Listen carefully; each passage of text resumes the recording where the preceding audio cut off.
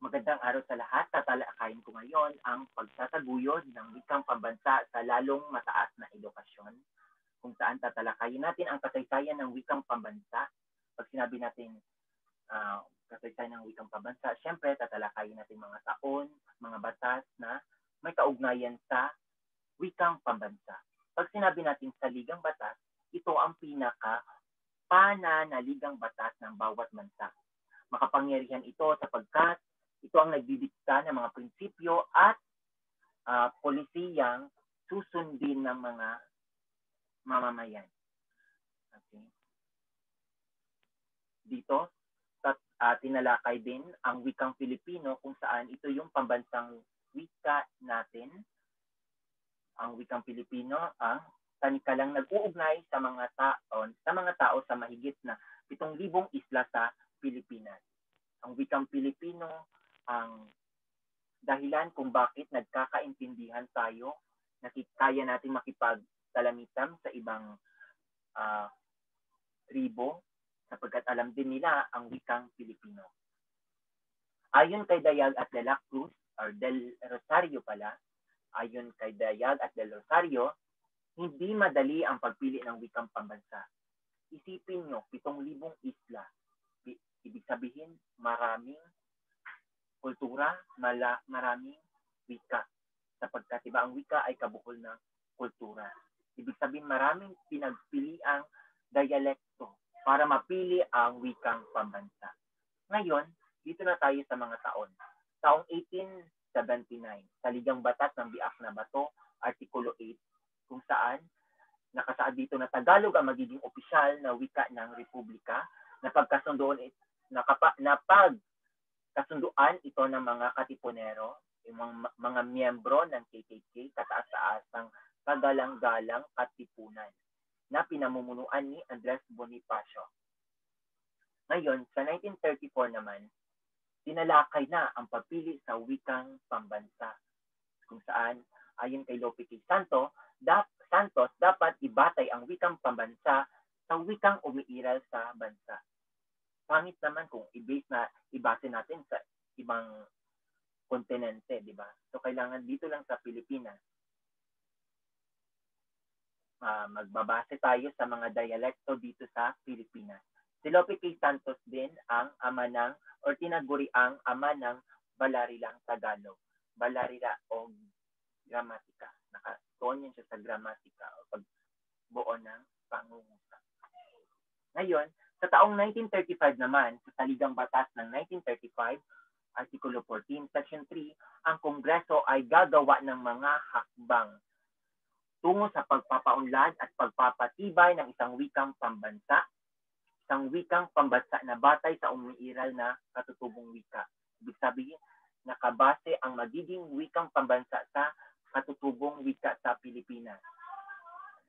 At dito nakasaad din na hanggat hindi pa itinakda ng batas, wikang Ingles at Kastila ang magiging opisyal na wika. Ibig sabihin sa taong ito, wikang Ingles at Kastila pa rin ang opisyal na wika.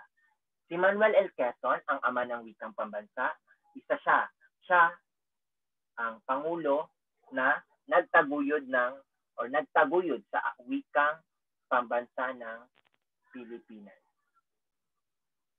Sa taong 1936 naman, Nobyembre 16, meron tayong Batas Commonwealth bilang 184 na isinulat ni Norberto Romualdez ng Leyte, kung saan tinatag dito, or dahil sa batas na ito, natatag ang Surian ng Wikang Pambansa o SWP, kung saan sila yung gagawa ng isang pag-aaral ng mga wikang katutubo sa Pilipinas. Pinamunuan ito ni Jaime C. de Vera, kung saan ang pagpili nila sa magiging wikang pambansa ay naging patas naman. May mga kasapi ang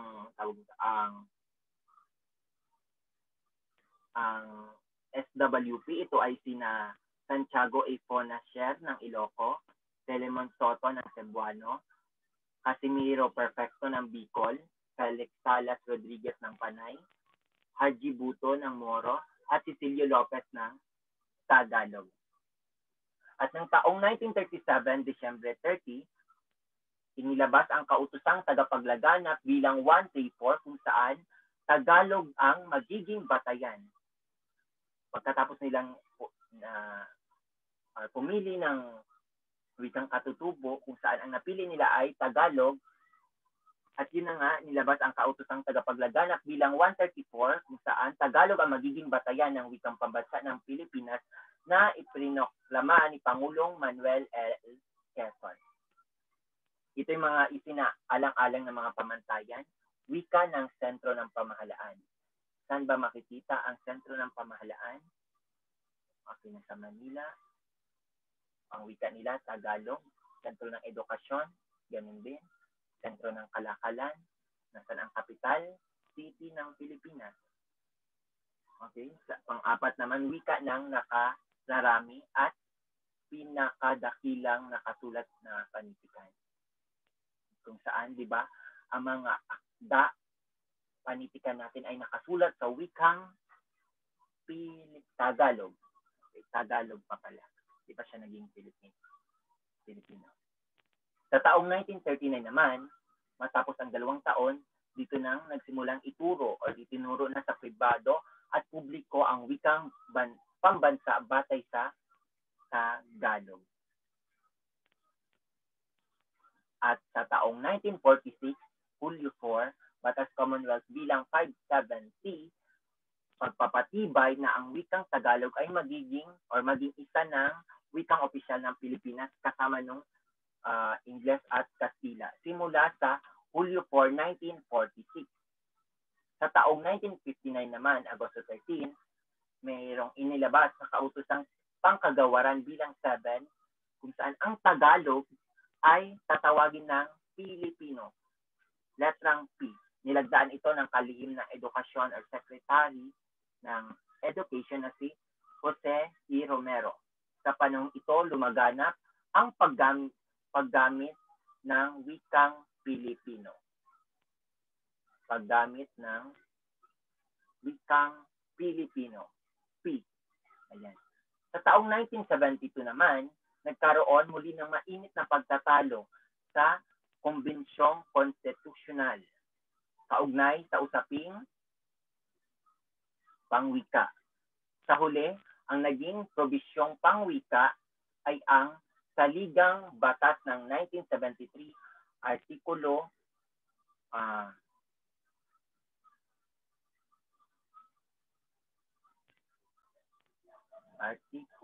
15, Section 3 bilang 2 na ang kikilalaning wikang pabansa ay Filipino. Okay. Di ba mula sa Tagalog, naging Filipino, hanggang sa naging letter F na siya na Filipino. Isang reason bakit naging Filipino ito sa balikan natin itong Tagalog sa Filipino. Naging Filipino to sapagkat para mapawi daw yung isip na regionalista. Ayan, kasi pag Tagalog lang, parang nire-representa lang is yung nasa Tagalog region. Kaya naging Filipino.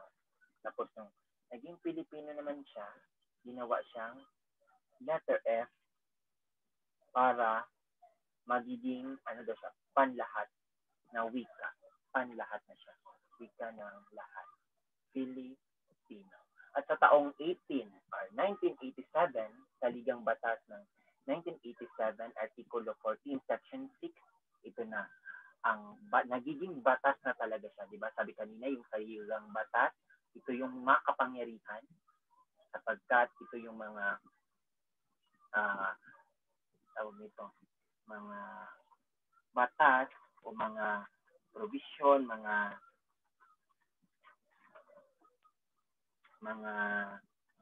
polisiyang kailangan sundin ng mamamayan.